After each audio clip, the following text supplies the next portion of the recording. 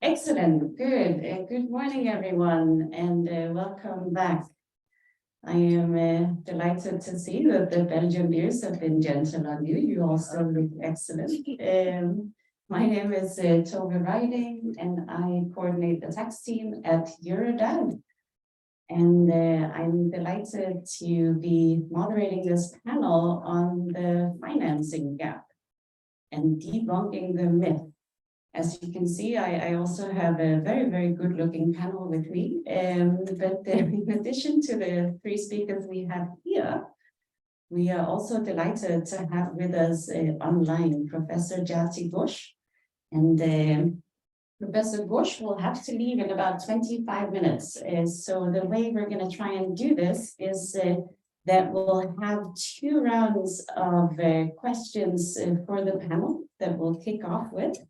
And then it is very much my ambition to involve you all as well. So we'll go to questions from the audience as well.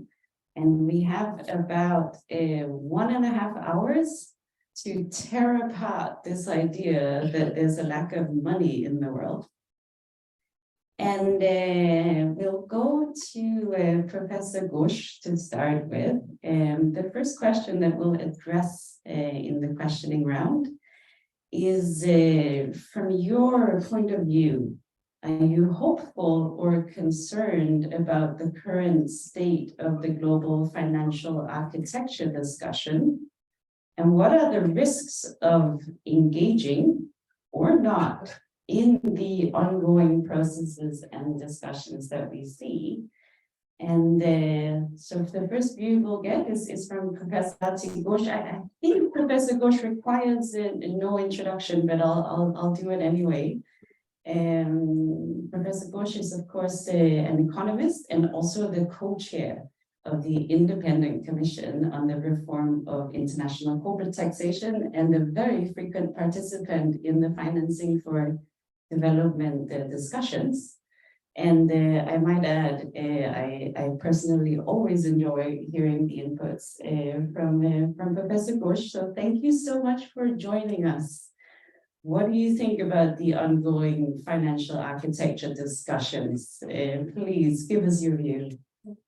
So thank you so much, Joan. And first of all, let me just say how much I appreciate Eurodad's work. I think you guys are amazing. I use your research all the time, and it's incredibly useful, not just for us involved in different kinds of policy making discussions, but for students and all kinds of people. So please keep it up.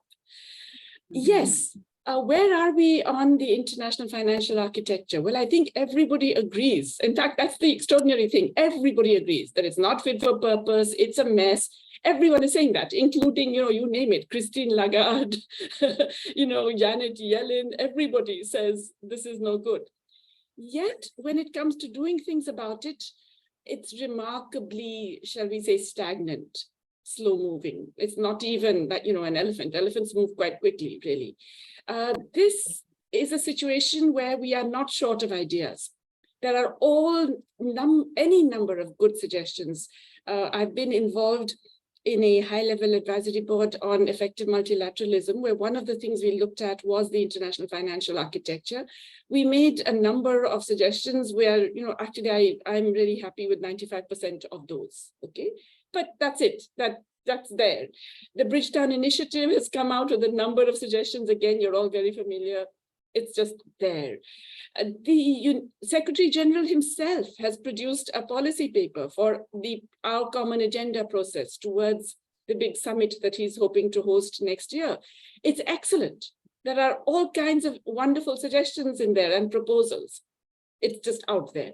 So there's no shortage of things we can do, things that need to be done, things that could be easily done, things which only require a tiny amount of political will.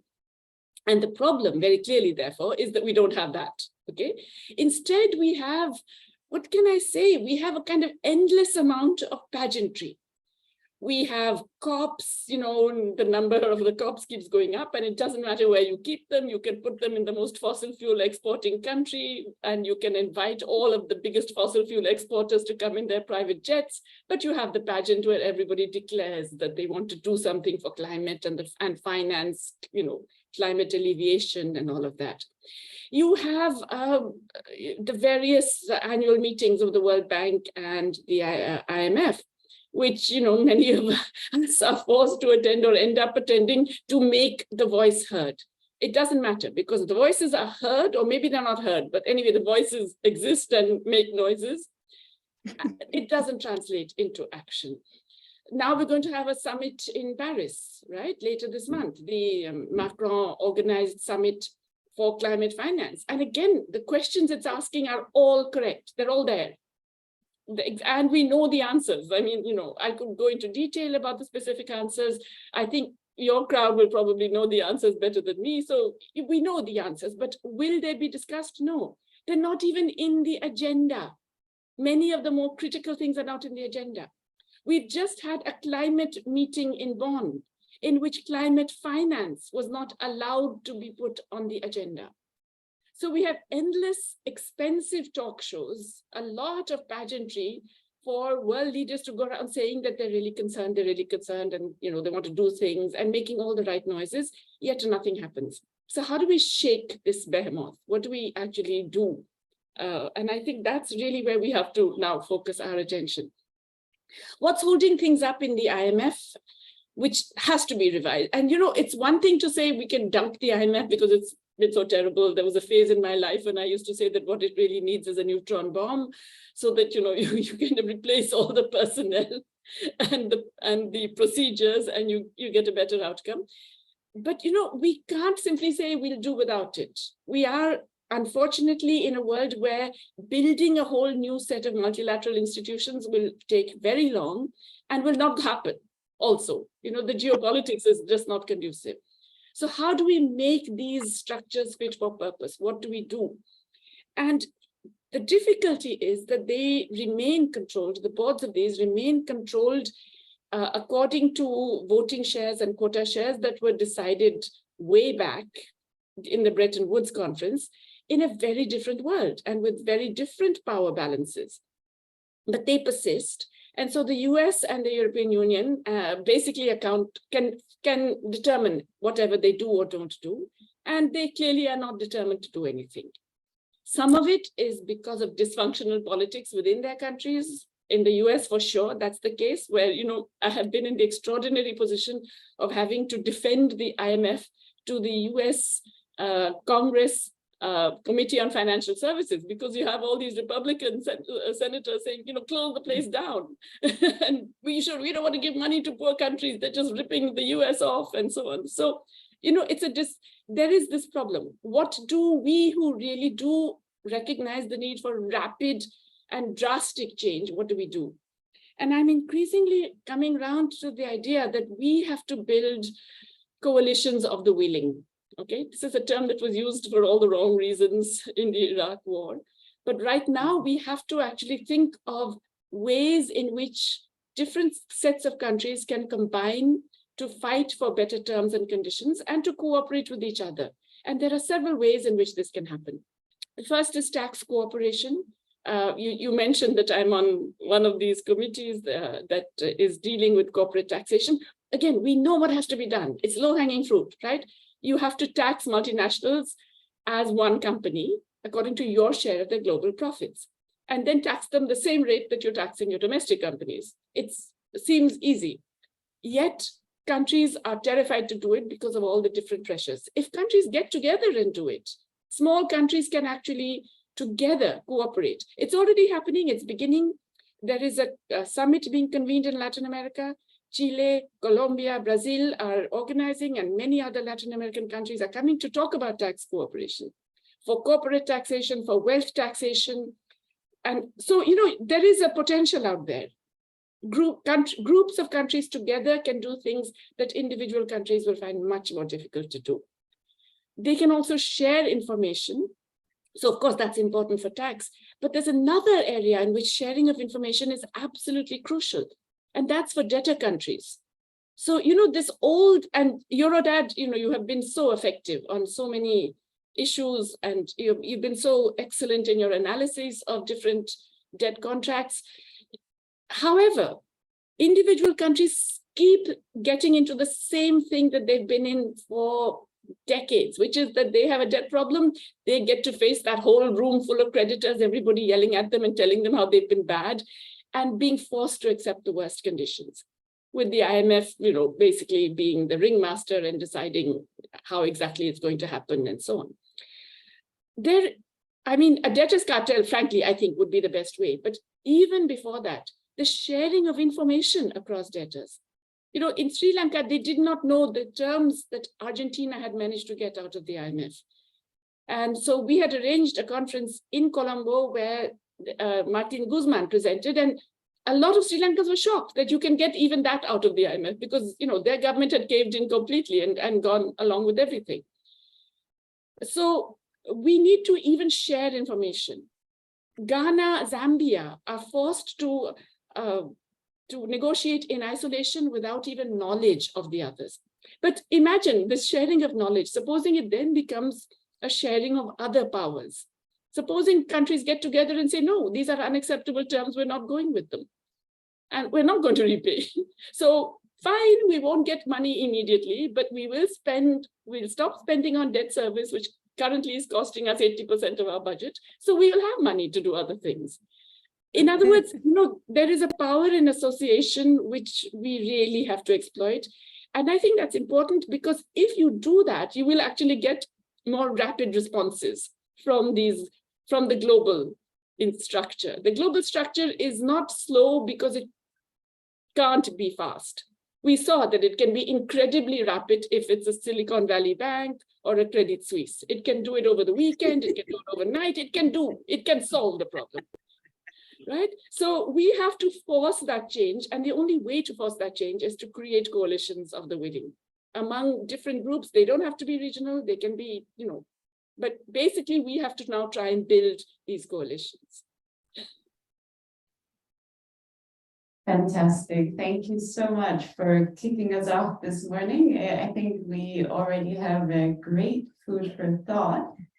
And we're going to continue with the panel. I just have one little practical information that also when we go to the Q&A later on, that this session is getting recorded and will be put on the internet. So this is a chance to be heard by people that didn't make it here today, even though we have a big group. But if there is something that you don't want your mom to hear, don't say it today, because we will be recording it and publishing it. And normally nobody minds. And the other thing is we might get a visit from a journalist.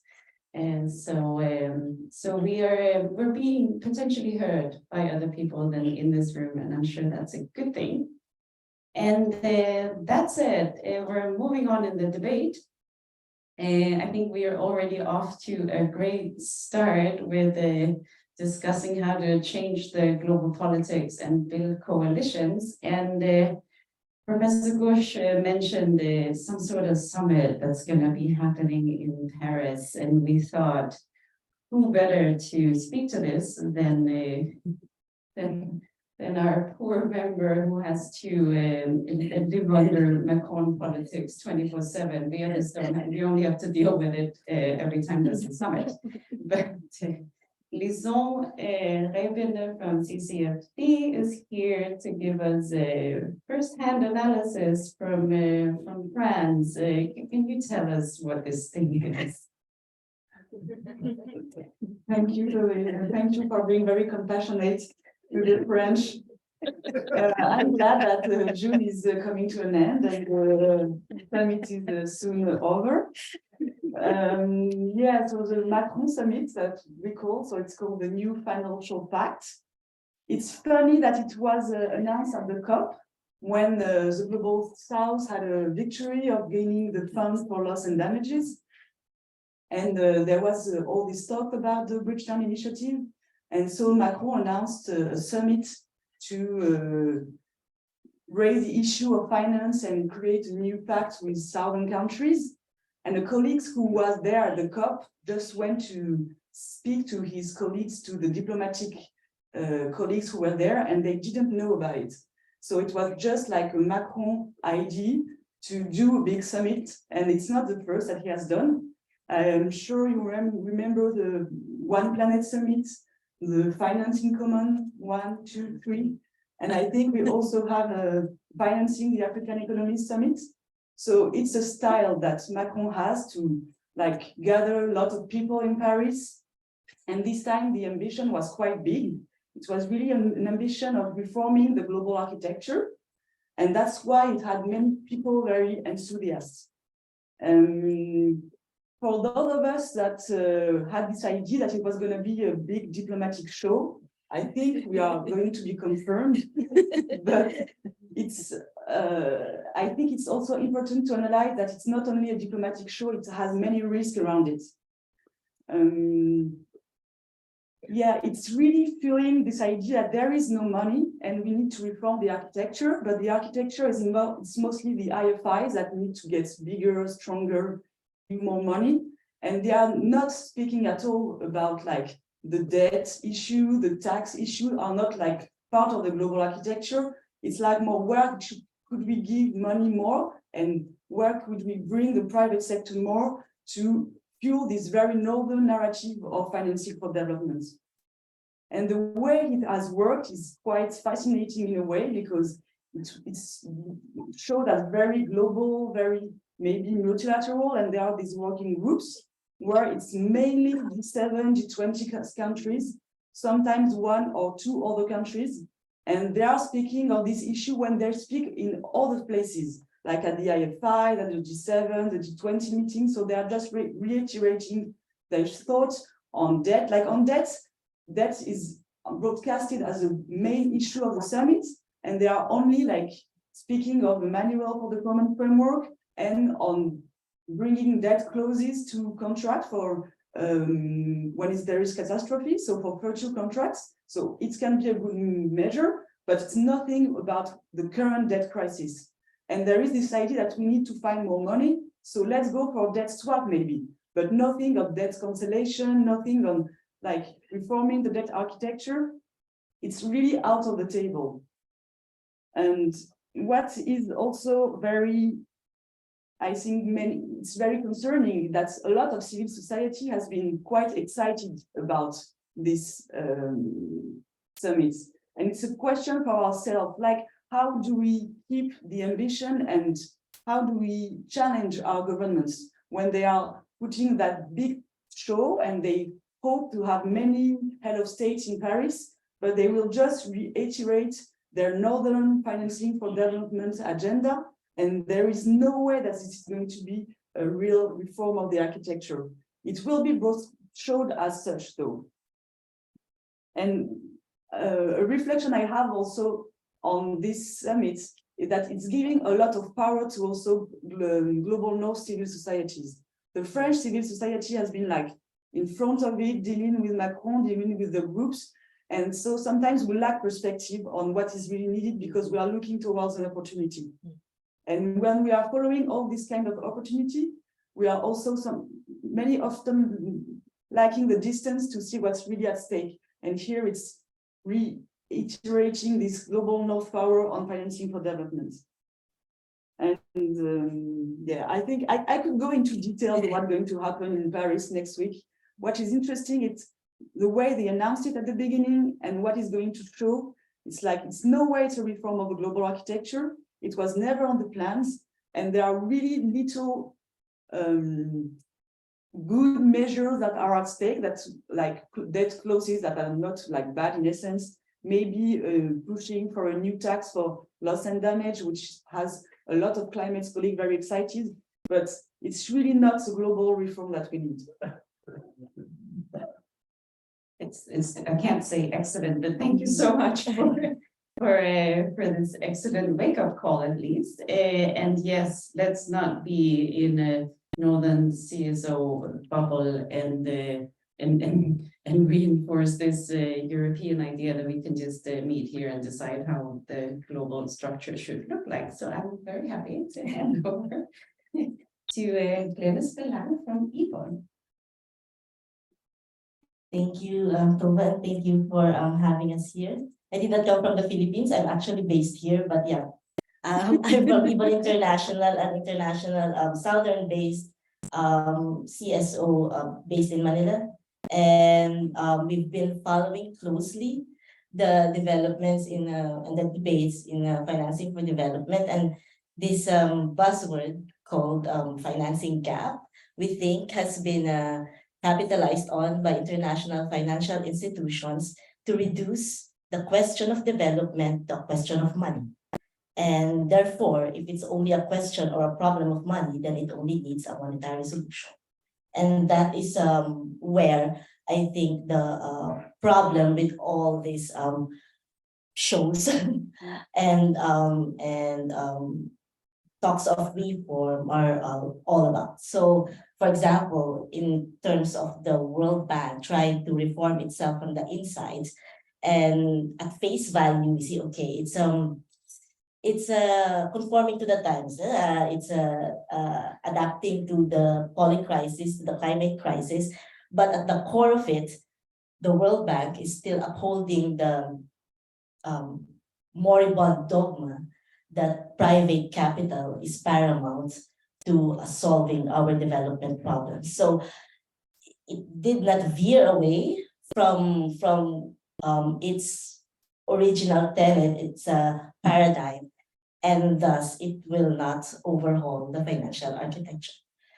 That being said, there's also an overemphasis on blended finance, or as the international community would like to call it, leveraging public finance, but it actually uses public money for private gain. So however they would want to use other terms, that's one of the core principles of the evolutionary method. Second is or third, it's problematic if the World Bank recommends a reform without admitting to its sins.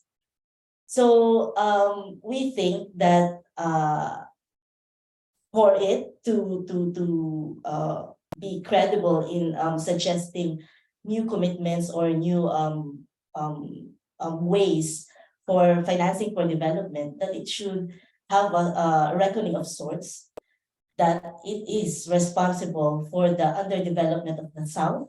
It is responsible for the huge amounts of capital and resource drains from the South to the North, because we all know the statistics for drain from the South to the North, that the South is subsidizing Northern economies, not only in terms of resource drains or the potential for development of Southern countries, but also in terms even of low wages, repressed wages, and other neoliberal policies that's brought about mainly by the structural adjustments that was imposed by the IMF, World Bank during the 1970s, 80s to third world countries in Asia, in Africa. So I think it's imperative for us to be really critical with how the World Bank is trying to sell us that it's going to reform itself, but it cannot even admit its wrongdoings. Excellent, thank you so much. We're just gonna finish off this first round of questions by hearing from a very dear colleague. One of the things some people sometimes say about us in Eurolat is that we are UN lovers, UNophile, and one group that never says that is the UN Secretariat.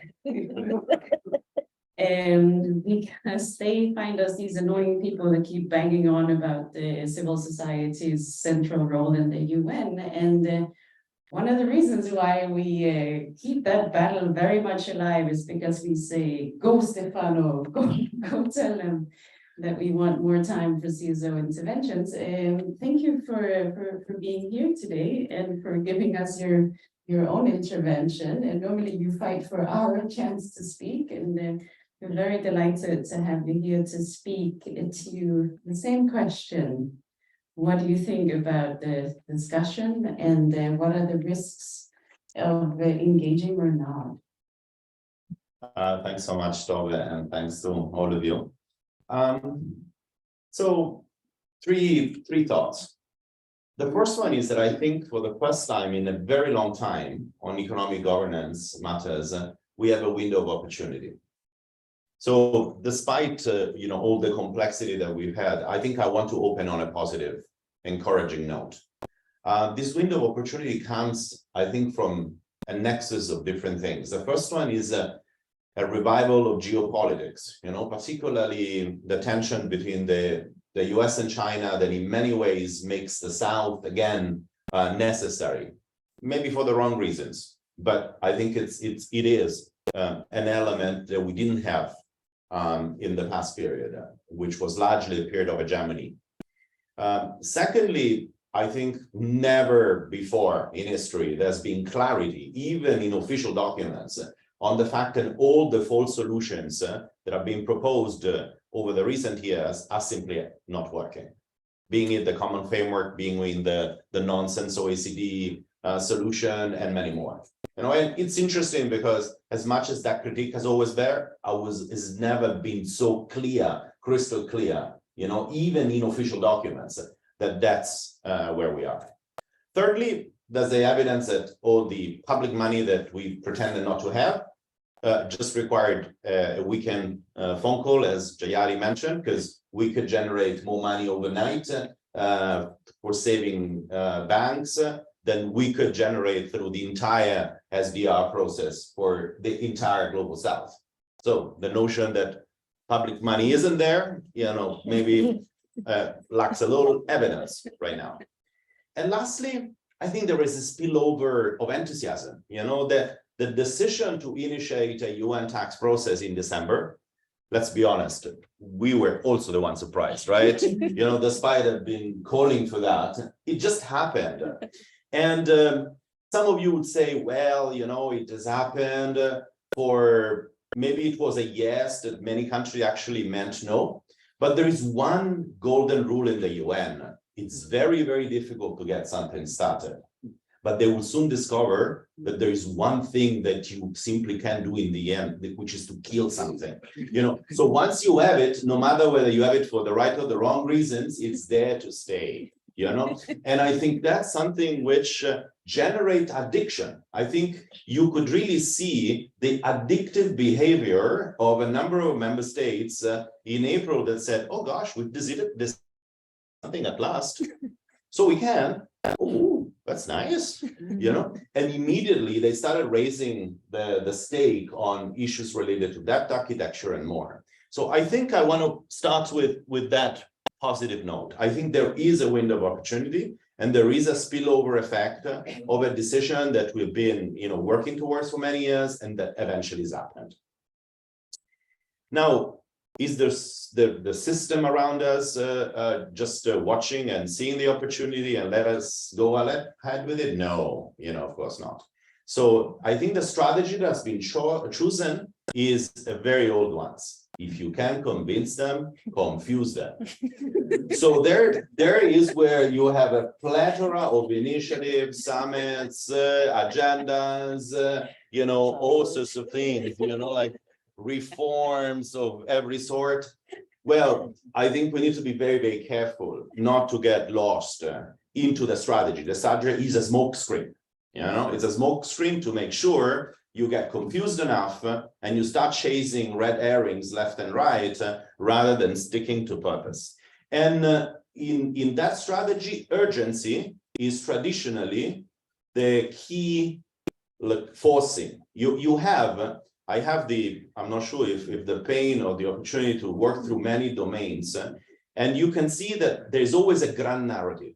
Now we have the grand narrative of the financing gap.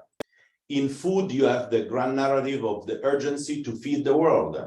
In health, you have the grand narrative of providing vaccines now, forget how and who produces them. They're necessary now. So you always have a grand narrative related to urgency. And part of it is basically it's combined with the smokescreen challenge to say, there's a lot of urgency, forget, go ahead.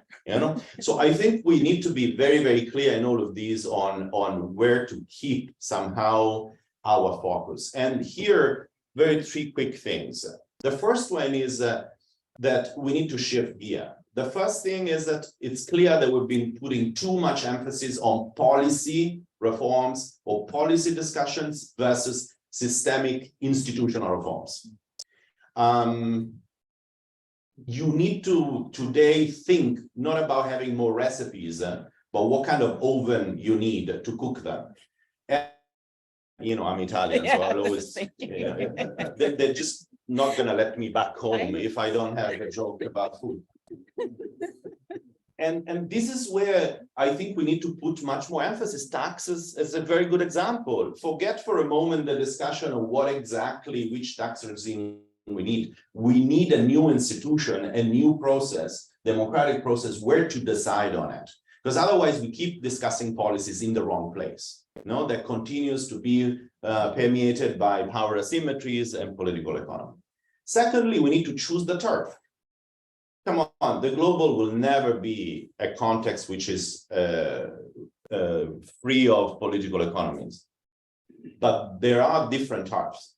Why the UN? Because it has jurisdiction, because it's a place where we can tame pure economic power with developmental considerations, because we can frame challenges in the broader political setting. You cannot disentangle debt from the ecological debt and its systemic determinants in the structure of the economy, because it's democratic, at least on paper, last time I checked, and because there is some extent of civic accountability and possibility to participate.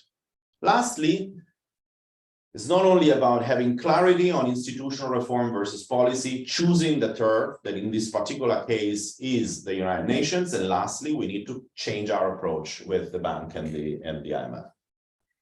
Now, we need to be a little bit critical here, right? We have been, and sorry if this may sound harsh, the beauty clinic of the bank for a long time. Meaning we provided endless opportunity for cosmetic makeup. We've been the one providing the narrative to embellish frameworks that were fundamentally at odds with anything we believe in. I think we've got to take a very significant break on that and maybe reflect on what is the best way to reform these institutions. Is it from inside? Or is it because we generate inhibiting competition? We do create a different ecosystem that automatically from outside limits their mandate, blocks their mandate beyond the hegemonic expansion that they have in the past period, and defund them. So my sense is that we have clarity on this, then we are able to, somehow look through the fog and catch the window of opportunity. Awesome, thank you so much. Sorry, I forgot to say this was Stefano Prato from Society for International Development and coordinator of the Financing for Development Civil Society Mechanism. Good, we've been slightly naughty because we've gone a bit over time as compared to what we promised the Professor Bosch, who had to run to a lunch. Just going to see if we still have her with us, even though I have broken my promise of keeping the first round to half an hour. She's probably had to leave. She might be back later. But anyway, we will continue with the panel for what I would call a quick round. And the reason we want to keep it quick is because we want to involve you all in this discussion. I think we've already had a lot of provocative statements. You are all the beauty clinics of the World Bank people. What do you think about that? And please chip into this debate. So start thinking about what you want to say and comment and questions and inputs. This is a strategy discussion. But before we go to that, I'll do a quick round with the panel to answer the question. how can we, in all this confusion, maintain a focus on a truly transformative agenda? What do you think, Lisa? I think Stefano already answered a bit. I will just reflect on the Macron Summit and the job we've been doing, like trying to keep it in check. 3 quick reflections. I think we need to call our government out for what they are doing, especially when they are putting some policy reform that we could be okay with it, but are not really changing the architecture, and especially the northern governments when they are keeping the driving seat. We need to call them out and not just follow the policy and really say, okay, that's what's happening and we are not okay with it. It's not always comfortable, and we know it's not comfortable also to always be the one saying, no, it's not working, and we need to find ways to really explain it well to the media, but we need to really keep this ambition. I think for us in France, it's really a challenge, not to always follow the opportunity, but to keep the global picture and to keep the ambition. I think we need to really don't give up on our big goals. And I'm glad to be here with you today, because what happened with the UN Tax Convention is really an example of when we keep focused on the big reform that we want for a long time and not just follow everyone and then the opportunity. It can happen, but it needs to we need to really stay focused. And also reflection we had, like in France, what really was an opportunity for us with the Macron Summit was to speak more and more with the climate colleagues. And yes, we need to work with others. Because when we are united, the development, the economic justice, and the climate movements, we can be very, very strong. It's not always comfortable because we need to really get another point of view, re-explain many things that for us are really quite usual, normal, and that we don't want to put up for debates. But if we have these thoughts and then if we work together, we can be much more stronger. Fantastic, very to the point. Thank you. Yesterday we were discussing about how a lot of us are in the defensive in terms of engagement, but I would be very brave to say that we can go on the offensive because the narrative, the correct narrative is with us.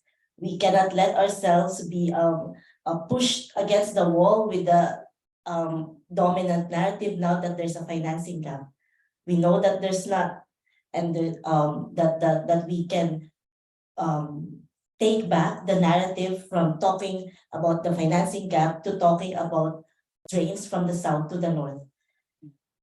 For that, we need a critical and grounded analysis that of the problem. And from that critical grounded analysis of the problem, we can articulate our solution.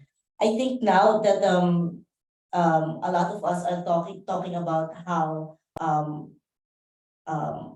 in the general public or the broader public that some of us are like talking in our echo chambers, that the challenge is how to have more resonance with the broader public. How do we bring our messages across?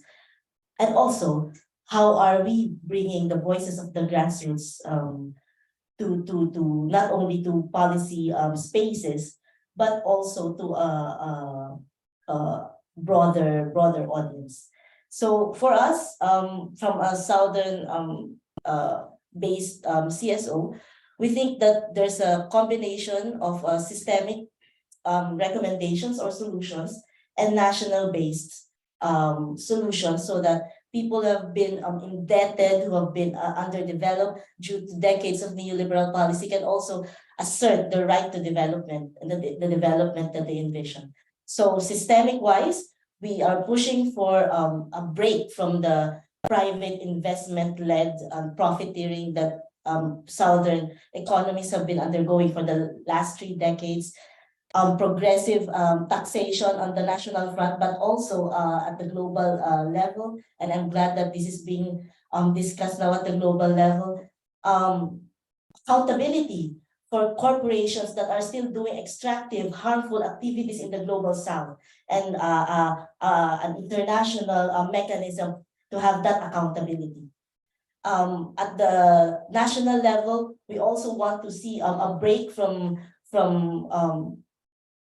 like impositions on the agriculture sector, whether that's on trade, preeminence of the free trade that has destroyed the agriculture sector of a lot of southern countries, including the dependence on pesticides and other harmful chemicals.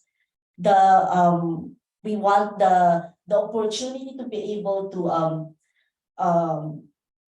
identify key sectors and key resources to develop.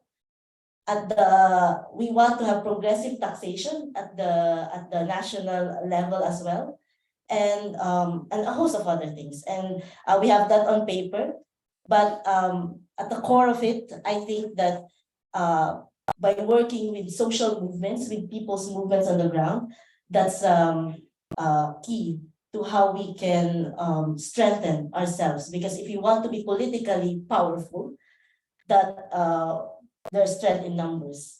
And we collaborate, but we also have to broaden ourselves and make sure that we arouse the broader public, we organize them, and then we mobilize them to action. Thank you. Thanks. So I know I spoke too much earlier, so let me be very, very quick here. So three things. The first one is that, and linking to what you just said, is that we need to recognize that within development finance movements, organizations, network, there's been far too much financialization. I want to reconnect to the panel yesterday. I think we lost a very clear connection with the transformation of the economy, with the structure of the economy. I mean, fine that we can tackle tax and debt crisis, but what are we taxing is the structure of the economy doesn't change. And the need for that ultimately depends from that. And I think as much as we all agree with that, I think it's too choreographical in our strategy. We just have it up there as some sort of overall cosmetic and choreography, but we've lost engagement on it. I mean, if you look through the development finance advocacy, how many people engage in issues related to actual real economy transformation? Very, very few. And that's because of the technicalization of many of our networks, particularly in the North, and the disconnect with social movements that, of course, come from struggle, and therefore they have a different approach to the priority of the real economy versus the financial economy. So that's the fundamental issue. The second one is we are too scared of dealing with the global finance elephant. I think we sometimes think that we can resolve tax and debt, for instance, without really engaging in systemic, profound, normative reform of global financial system and monetary system. And you know, this is not only the financial bubble, financialization is trickling down to very, very real life concern, particularly now in a phase of high interest rates where, you know, currency devaluation is significant and the cost of milk is different in the morning and in the evening in some countries. So it's not only about dealing with that financial bubble down there, it's actually percolating down to real life experiences. And to be honest, beyond knowing that it is the problem, we don't have an agenda on exactly how we want to tackle that. And that's, I think, is a second big piece. And lastly, and shortly, we need to keep it political. I think we have been too busy with technical rabbit holes. And that is not the moment. That is not the moment to think what is feasible. In a moment of structural transition like this, and in a moment of opportunities, what matters is what's right, not what's feasible. Thank you so much. I'm just looking to my colleagues to see whether we have microphones for the audience so that we can collect questions. Otherwise, I will have to hand over. No, there we go. All right. These were the opening remarks, and it's now over to you all to chip in with questions, comments. Who wants to break the ice? Yes. We have a question on the first row, and if there's anyone else, yes, good. Coming to you later, please. Thank you so much. A really, really inspiring conversation that we have witnessed. My question to you is, where do you see in this debate the issue of reparations? that is becoming maybe an interesting political group to build a critical mass of Southern movements and voices, governments? How do you play this? How do you see this play in this debate for next year? And please introduce yourselves also. Ana Alcalde from ActionAid. Thank you. Thank you so much. We have some questions up in the back as well. And I'm going to send you on a bit of a sprint here. I think we'll do 3 questions in the first round and then we'll come back to you.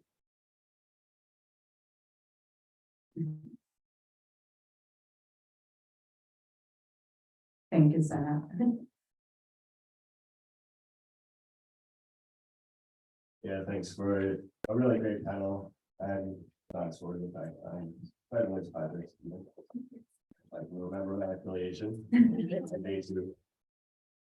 Yeah, I guess to return to a little bit the title of the panel, which is about the financing gap narrative. And so I guess in a way, this is the sort of pernicious agenda behind the pageantry at the moment, in that it attempts to reinforce this idea that more public money is not necessary, in fact, from rich countries. And so this is very much the agenda at the World Bank that we're dealing with at the moment, is that actually the G7 is strongly pushing this idea that no one need write a check. That in fact is being articulated in these discussions. And so I think, well, there's many things we could discuss around this, but clearly there is a need for financing of some type, right? And so, again, what Stefano mentioned, this idea of the sort of urgency of the crisis. And the climate crisis is a big vessel for this, of course. A way to sort of justify this agenda. But these figures of the financing gap, and in particular the Stern report calling for, I think, 4 trillion in financing by 2030, are in a way being weaponized to support all the things we're sort of against, this wider network. In particular, a rapid expansion of the MDB system, but also a rapid scaling up of private financing, especially from the sort of political West. So, yeah, I would just, I guess, offer that as an intervention, and that I think in a way the pageantry is a distraction, but there's also quite a lot of pernicious elements emerging from this moment as well. And maybe we don't need to be so concerned about them, because I don't think it's realistic that the MDBs are going to triple their lending in 5 years. I don't think practically that's going to happen for a number of reasons. But yeah, I would, I guess, offer the panel a chance to reflect on these dynamics a bit more in terms of, you know, clearly we need to debunk the financing gap in a way of saying that financing is necessary, but it's not about the trillion, it's about the type of financing, right? And the sort of normative structures that financing implies. Thanks. Fantastic. Thank you so much. And we had another question at the back somewhere.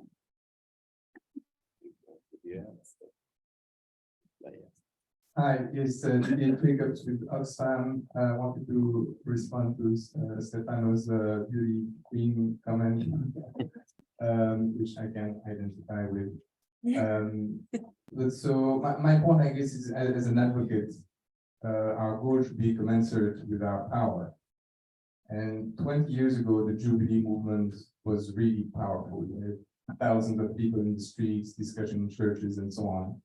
I have felt throughout my career, seen the power of the international development movement in general, beyond that, just the whole movement, declining inexorably, and declining in the terms of the ability of putting thousands of people in the streets. And so for me, the question is not so much whether you should do inside advocacy at the UN or inside advocacy at the IMF, but how do we put thousands of people in the streets for any goal, really? But as long as we don't have that, I do think it's probably, if we have only inside advocacy in our toolbox, then I think the IMF is a place where we can have more impact than the UN. But the real question is really how we put thousands of people back in the streets. Having a more radical message is not necessarily better. It can be, I think, but not necessarily. And definitely the message or the target or the goal even is not sufficient. There are a lot of other things that we need to do, and I don't have the response about how we do it. That is just a challenge I have. Thank you. Thank you so much for the challenges, and thank you for being here. One of the fascinating things about these Eurodata conferences is that the conference call people become real people. A pleasure to meet you, Didier.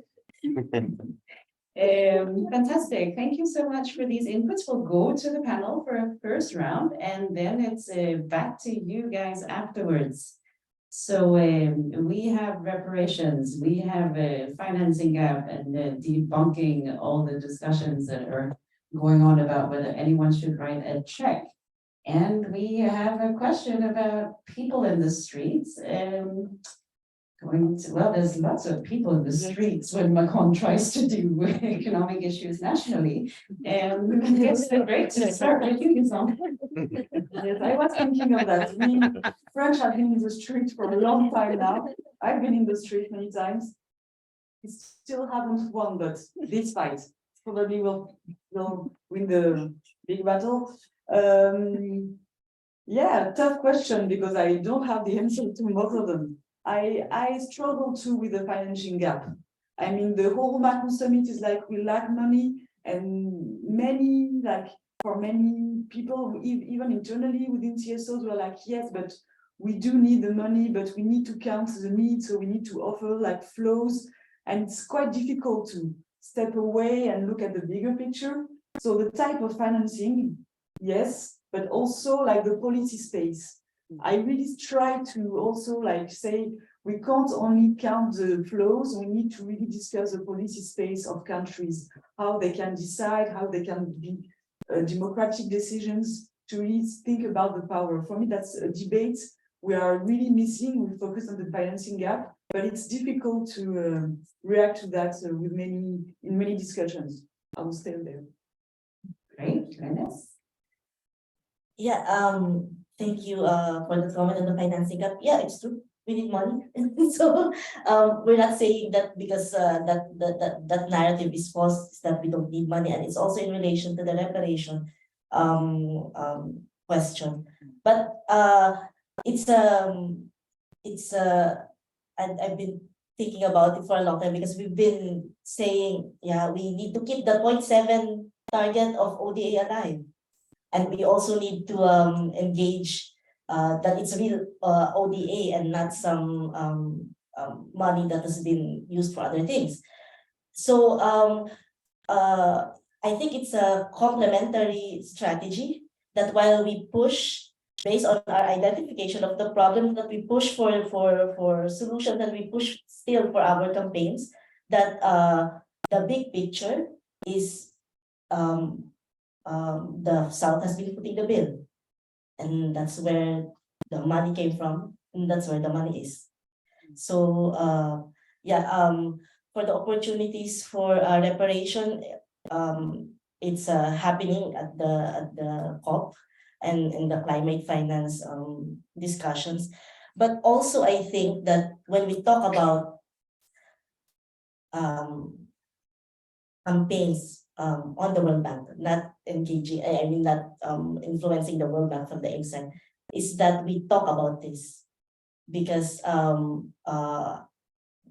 World Bank, the IMF has a lot to do with the debts of the South and the underdevelopment of the South, and that narrative has to be out there and not buried under operational roadmaps and reforms.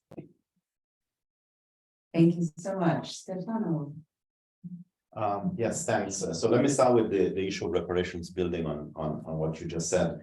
I think that is a fundamental pillar of our political agenda and strategy forward, in particularly in really rethinking the locus where we want to discuss debt. Because you see the extent to which we discuss debt in policy spaces where the issue is the repayment of creditors, the repayment of contracts only, then we get stuck in a very narrow understanding that does not embrace the wider political context of debt, in which most of the countries which are defined as debtors are in fact creditors from a point of view of both ecological and historical colonial reparations.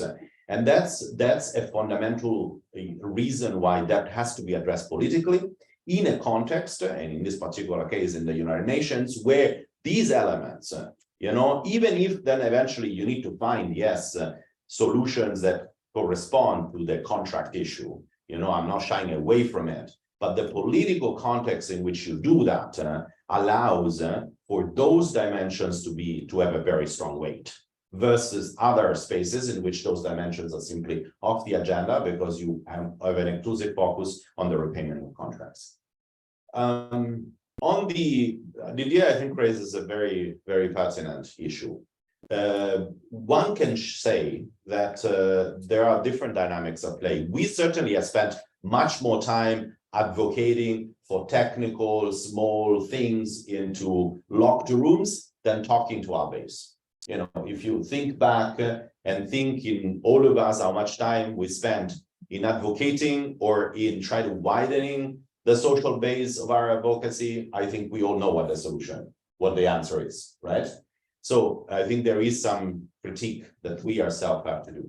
But times have also changed. And for instance, in Europe today, we're confronted with an increasing wave of right-wing positions, and in many ways the right-wing narrative have captured the counter-globalization narrative and twisted it all around, So while the counter-globalization narrative was a left agenda, right now is actually the agenda for a new nationalism, So I don't think we have a very great clarity on how we position ourselves in that, but at least as a building block, we lost touch with many of our colleagues in the wider, at least civil society, social movement angle. So before we get to the streets, which I think is a far more complicated issue, if at least we can widen the base for our advocacy within the wider civil society map, that would be already a major step. And let's be honest, this group here has ideas which are completely at odds with the larger, SDG cheerleading crowd. I mean, is what Lison has also mentioned in the tension between some more radical positions in some of the French CSO and others. So I think we have some clear political advocacy there. And this takes to your own issue. You see, why most of these things are distractions is because we keep being busy with useless engagements while we lose track of that wider political strategy. Ultimately, with you, if you do one thing, you're not going to do the other. And the more we chase meetings that have no reasons to exist, the more we devote little time to building a political counterpower, which is what we need. Excellent. And I'm very happy that we also have Professor Ghosh back with us. I want to just try and bring you in because we have a first round of questions that I think have been very interesting. And I'll do my best to recap. The first question is on reparations. What role does reparations play in the debate? This seems to be an up and coming issue. The second question was indeed on the essence of this panel. How do we debunk this idea of a financing gap? And there seems to be some sort of a conclusion coming out of the global north that actually nobody needs to write a public resources check. No one needs to pay more public resources. We'll just get that private capital to save us all. And the last question was very interesting, was about how we get people back in the streets. How do we mobilize? So some very nice and provocative questions. And I wonder whether you have any thoughts on this. Wow, such huge questions and such very good questions on reparations. So here's the thing. Of course, I completely believe that countries deserve reparations. I mean, the kind of pillage, the centuries of extraction and exploitation, et cetera, and the fact that they are not responsible for most of the carbon emissions in the world, either historically or currently. And in fact, you know, the recent climate inequality report is really stark, that the worst affected will be the countries that actually contributed least. And within those countries, the populations that contributed least, in fact, didn't contribute at all, will be even within that the worst affected. Having said that, okay, we can demand reparations. Are they going to happen? No. I mean, this is now a global political economy in which, after much pushing, they announce a loss and damage fund and then do nothing at all for 8 months, 9 months, right? So in other words, we are dealing with a very different global world in which, yes, we can keep demanding reparations. Are they going to happen in the immediate future, or let's face it, even in the foreseeable future? No. How do we then force this to happen? How do we even force, you know, a loss and damage fund? So here's the thing. I don't believe that in the global north, there's going to be a sudden, how shall I put it, you know, sudden seeing the light and saying, okay, now we will be good and we will give our promised 100 billion and we will give, you know, loss and damage money and we will do da and da. It's not going to happen. What we do have to do is to change the ways in which, at least from the global system, money can be provided immediately, or automatically certain things get written off.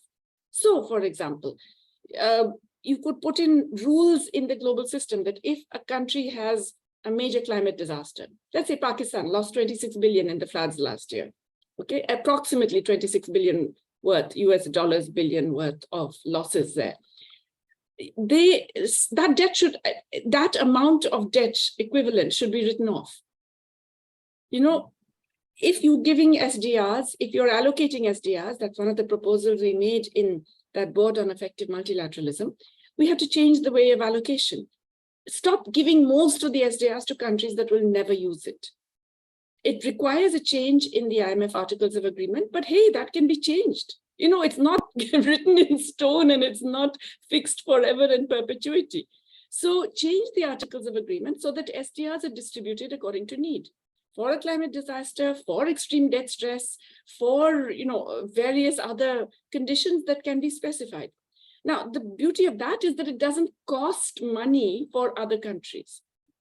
We know that, you know, most countries, the politics are such that, at least in the advanced world, they are not going to spare that money. So we can criticize the Biden administration, and there's a lot to criticize out there. But I can assure you a Republican administration would be much worse. They would say, we won't even fund the IMF. We won't even give any contributions to the World Bank, and so on.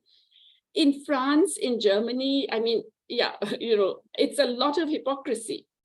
But the right wing out there is going to be not hypocritical. It will be straightforward and say, we don't care what happens to the rest of the world. We're not going to do that. So let's at least now push towards some kinds of multilateral arrangements where this very low-hanging fruit of SDRs can actually be automatically issued and then be allocated to countries in need.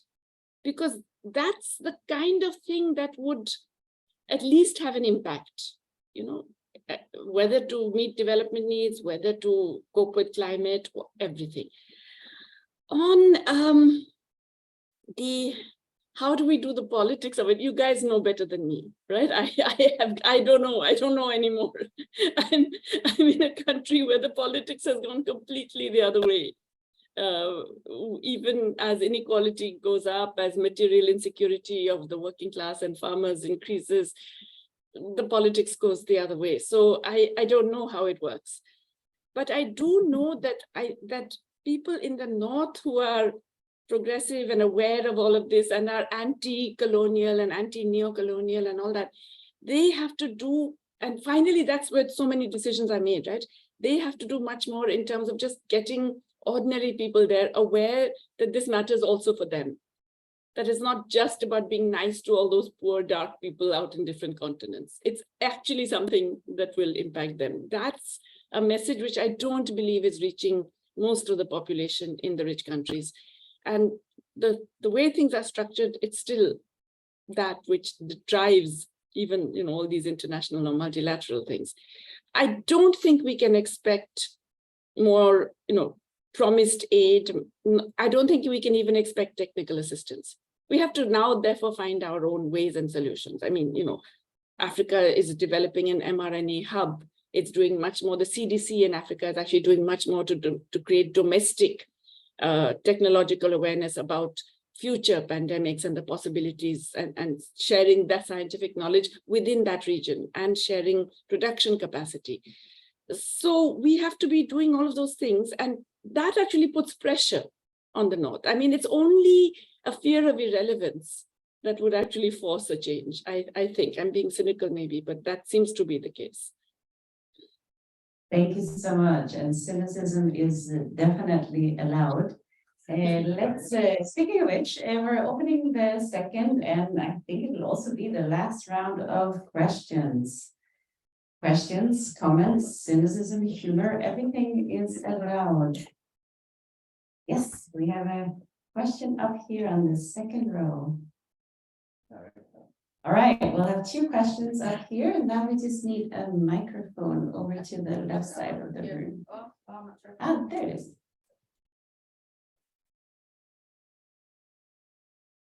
Just needed to press the on button, so I didn't think of doing that.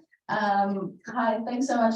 What an interesting conversation. I'm Carly Munnelly from Save the Children UK. Yes, I had a question, reflection about sequencing, the timings of doing some of this stuff, and the fact that we have limited resources as a movement. And I guess I was thinking about the big structural changes that are needed, or maybe that we think are needed to our economic system, versus the sort of quick technical changes to our system that actually would put dollars in, you know, government coffers and make a real difference to people in the short term, right? Like action on debt would make a real difference to what governments could then spend on health and education and nutrition and short-term, you know, changes that can really impact people's lives. And so I guess given our sort of limited resources as a movement, if we take our foot off the pedal in one area to put it on, you know, building momentum around shifting the narrative around, you know, structural bigger changes to our economic system, there are trade-offs there. So I guess I was wondering if you could sort of reflect on those trade-offs and the sort of sequencing of how we might do some of this stuff and make that change.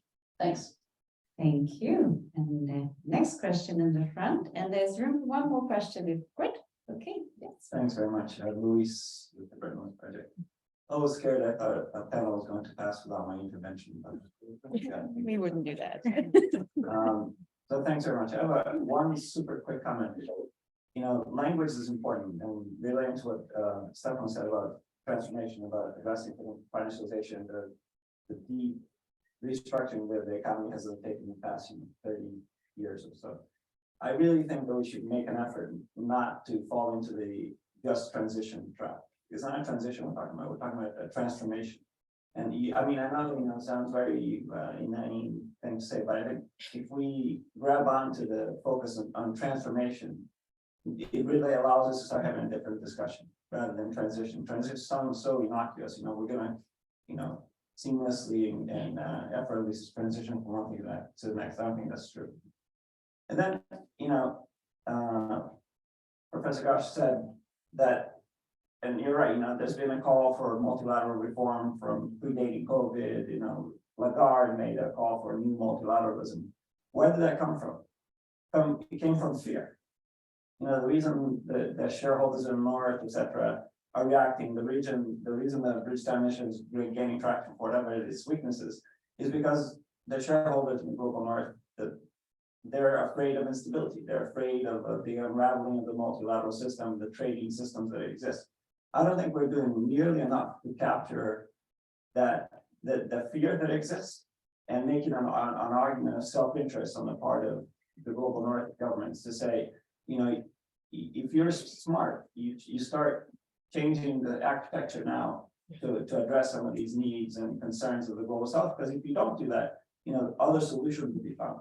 And you already see the fragmentation of the multilateral order. You have the AI, you have the Asian Infrastructure Investment Bank, the New Development Bank. There are talks about the regional mechanisms, which I realize those can be good answers regionally, but I think we can argue, or I would argue that it is important to have a.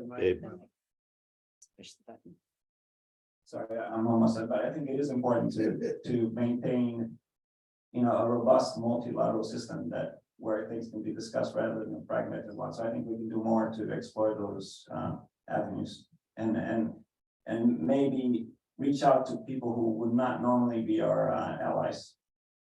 Thanks. Thank you. And of course, you wouldn't have the panel without your comment. Very happy to have it. And thank you so much. Last input. Thanks for the panel. Very rich discussion. Maria Jose Romero with Europe. I will just raise a question and invite the panel to also reflect on something that, well, Luis mentioned passing, which is the Rich Town Initiative, right? It has not been part of your points, but I think that it comes from quite a lot of narrative that we heard last year, that it's about reforming the system, which is against some of the rules that have governed the system. But when we see what is there in the actual proposal, we still have some concerns in relation to the nature of the proposals, the narrative that is being presented. They are quite similar to some of the points that John mentioned before. So I would invite you to reflect a bit on that. And lastly, I'm looking even beyond this year. I would also invite the panel to offer some reflections on the opportunities that we have looking at the fourth financing conference on financing for development, right? So, because some of the points that I guess that all of you have mentioned can be addressed in another forum, right? So, good. The fourth financing conference on financing for development offers some of these. I am asking only a rhetorical question here, but I would like to hear explicitly your thoughts on that. Thanks. Excellent. We will do our best to deliver on that. So we go to the panel for a last round of answers and any quick closing remarks. We have 12 minutes left, and I'm happy to start by handing it back to Professor Ghosh on these issues. There's questions on sequencing and limited resources and the quick technical changes versus the grand revolution. There's questions about making the global north see the self-interest in hurrying up and changing before we change it for them. And then we have questions on the Bridgetown Initiative and the fourth Financing for Development Conference. Professor Ghosh. Yeah, thank you very much.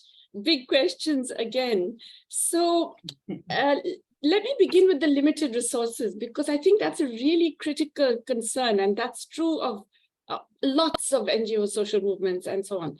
That, also we're forced to operate on so many different levels that you end up spreading yourselves thin, and it's quite difficult. And I think some of this is actually, again, okay, being cynical, I think some of this is intentional on the part of the global, the global structures. Okay, so maybe we shouldn't be sort of, constantly grabbing the coattails of the big global formats, joining to be on the sidelines of all the big summits at the point where it's happening. So, you will find all my friends, all my people I support and help and work with, everybody's showing up at all of these meetings. And of course, there are more and more of them, right? So there's the IMF World Bank Spring meeting, and then there are new summits. You name a summit and it's happening, right? And then there's COP, and then there's some other financing thing, and then there's financing for development, there's high-level political forum, there's, you name it, something's happening. And now, of course, there are going to be these big global summits. There's the UN Social Summit, there's the SDG Summit, there's the Summit for the Future, etc. Instead of showing up at the summit, maybe we should be actually focusing our attentions on the backroom work. Making countries that are the ones who are going to be voting determined, or giving them the technical capacity, or giving them just the oomph to keep, making particular positions. And here I'm basing myself on the discussions on tax again.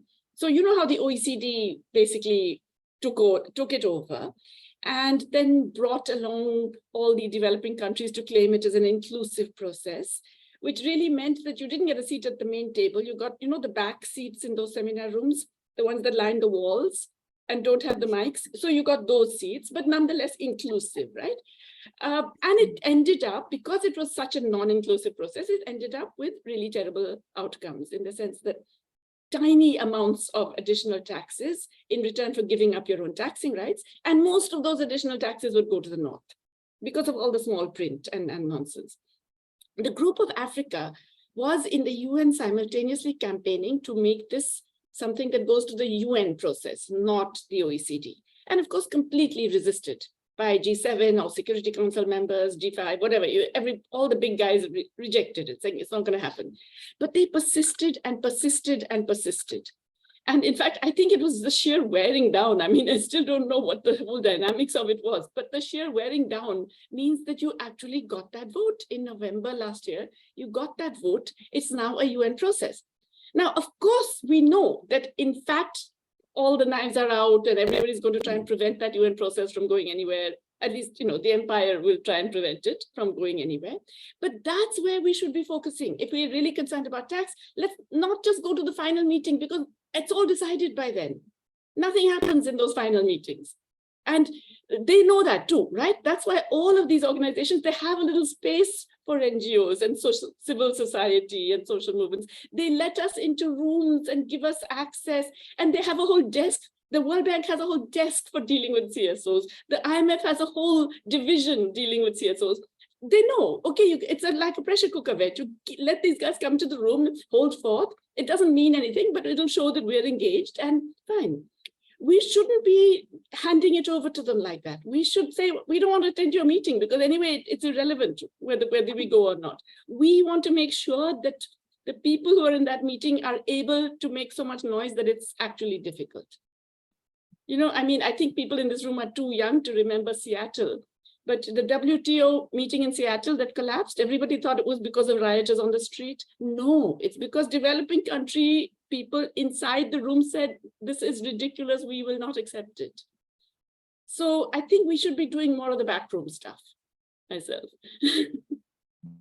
Fantastic. Thank you so much. And wearing down the forces of power. I think that's one to add for the to-do list, and great food for thoughts. What do you think, Lison? Yeah, I want to reflect again on the Macron summit, but like for 6 months, French civil society will be doing just that, and it will end up in mostly nothing. We should really reflect on it. Like, I think it was our job to really follow it and also give you the information, and to not let it just go by closed door and we have a watch on it, but it's really taking our limited resources for all this diplomatic show. It's very difficult then to focus on the important stuff. And also reflection on the short term, long term for me. I mean, like for the UN, for the UN talks, when there were the OECD discussions, some people were saying, but if you speak about the UN, you are missing the OECD agenda. The fact that people were very ambitious of the UN could only mean also that people within the OECD negotiations were feeling the high of having to get bigger, stronger, because we were putting the pressure. Sometimes fighting for the big solution doesn't, it also helps for the quick short-term solutions. And like on debt, of course, solution like we would need debt solution quick to save lives, but I mean, what they have been happening for 3-4 years now, it's like very, very slow, their quick solutions are very slow. So we need to keep asking for the big one, and maybe it will help them also get quicker on the short-term solutions. Just a reflection on how can we, does fear help like our northern governments? I'm a bit torn because like I see that France is hosting the OECD, France is hosting the club, Paris Club on debt, so it's they are G7, G20. Sometimes I'm not completely at ease when we say, do that, or otherwise you will lose power, because we want them not to have a driving seat. So we don't want to comfort them, and having this driving seat, we really need about more democratization. Excellent. Clemens, what do you think? I would like to reflect on the Bridgetown initiative. It has credibility because it comes from a southern country, and it's one of that. First, it has been hijacked by Macron. So second, it's a moving target. Also, we will have to see what would be the details of that Bridgetown initiative, and the northern governments are now trying to latch on it. There's a poor prospects that it will amount to something really substantial. That being said, there are good things coming from nothing. There are some good suggestions on the Bridgetown initiative, especially on the role of the IMF. But given all that, it's not enough to overhaul the architectural system. Aside from that, it gives it a progressive cover. The proposals and the recommendations supports the ongoing dominant narrative of private finance, first more role, expanded role for the MDBs and all that. So we wait and see. We should be very critical about the details of it and how the geopolitics plays into the Bridgetown initiative. There's another one that I would like to reflect on. The short term and the long term. I think we should be clear on our objectives in engaging in the short term. So it's a realistic expectation, but I think in engaging, we should be asking questions in engaging in these spaces. Will the voice of the southern peoples be heard? Will it be on the agenda? Second, is there a space to change something from the inside? And third, will there be a result afterwards for civil society? So and I think that's how we will prioritize, so that we are not everywhere and nowhere. But at the end of it all, I think that we should be contributing to how people build their own sovereignty. And their own sovereignty is how we support, or we are with them, we are with the people in building their capacities on how to raise their voices, and how they can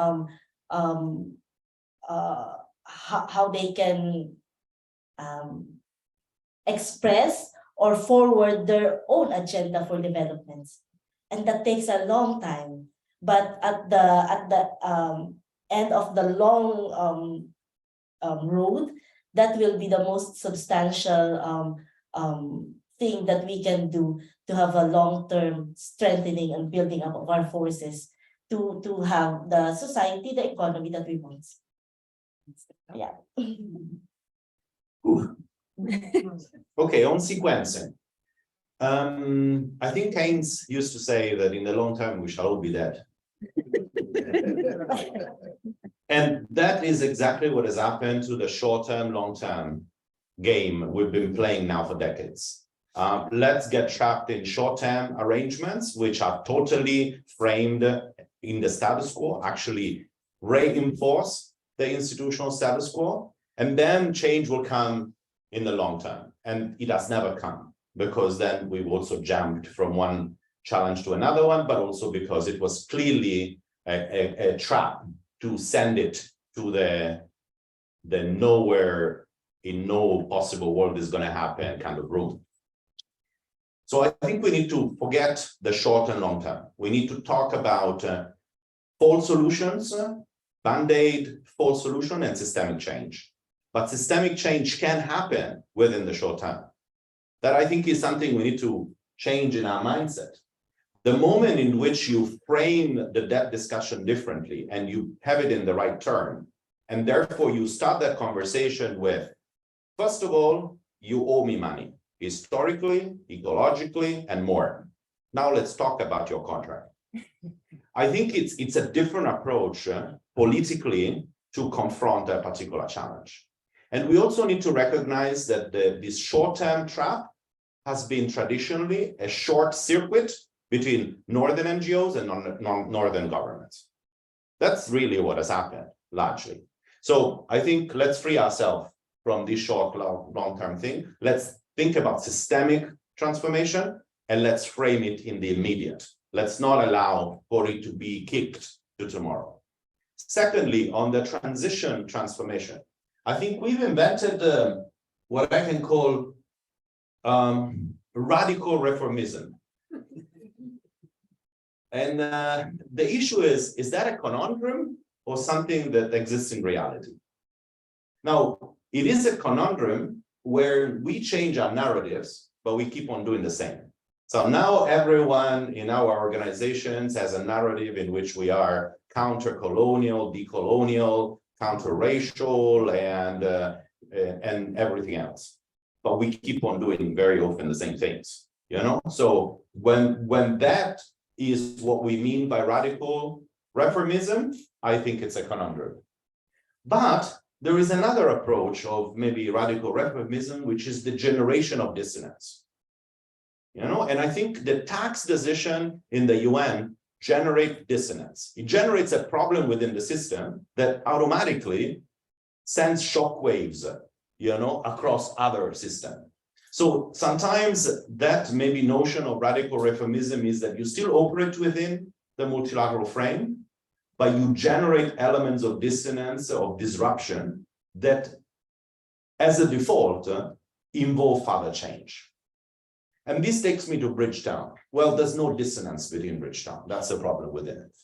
It is pretty much operates within the frame of existing institutions by just gaining a little bit more incremental change in the voice of developing countries or in the concerns of developing countries, but completely within the system. And there's a massive mismatch between its narrative and its proposed actions.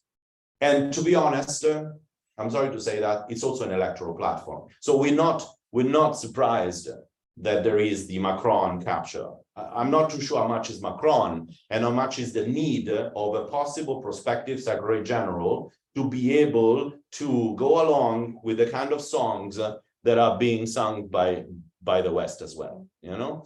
And I think this is a little bit where the option of finance of FFD4 comes in.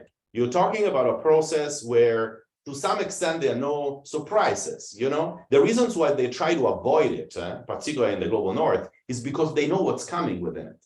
It has been built in 20 years of political build-up of power within the Group of 77 and clarity of what the challenge is. So they know perfectly well what's coming with that. It's gonna be the mother of many struggles for the Group of 77 on the first side. And this is where we need to understand where we locate ourselves, what kind of social base we build to be able to assist, to engage in that particular struggle. I think it's ahead of us, and it's probably a major moment to prepare for, because some of these elements of dissonance can be built in that particular moment. Thank you. Excellent. The mother of all struggles. This is such a good cliffhanger for the strategy discussion that we'll be having after the break.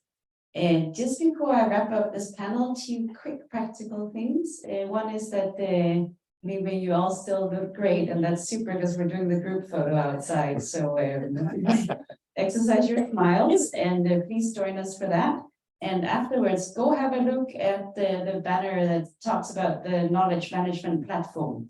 And it is a resource where you can find a lot of good information and reports and knowledge from the Eurodata network. So we want to explain to you what it is, so please check it out. And lastly, but definitely not least, it is for me to say one thanks to this amazing panel, to Professor Jati Ghosh, always a fantastic pleasure, and to the dear colleagues that had the nerve and bravery to join me up here this morning, and hopefully keep you all well entertained and awake and warm you up for the exciting strategy discussions that we'll be having after the coffee. Thank you, everyone, and thank you to all of you in the audience. It's been a great discussion.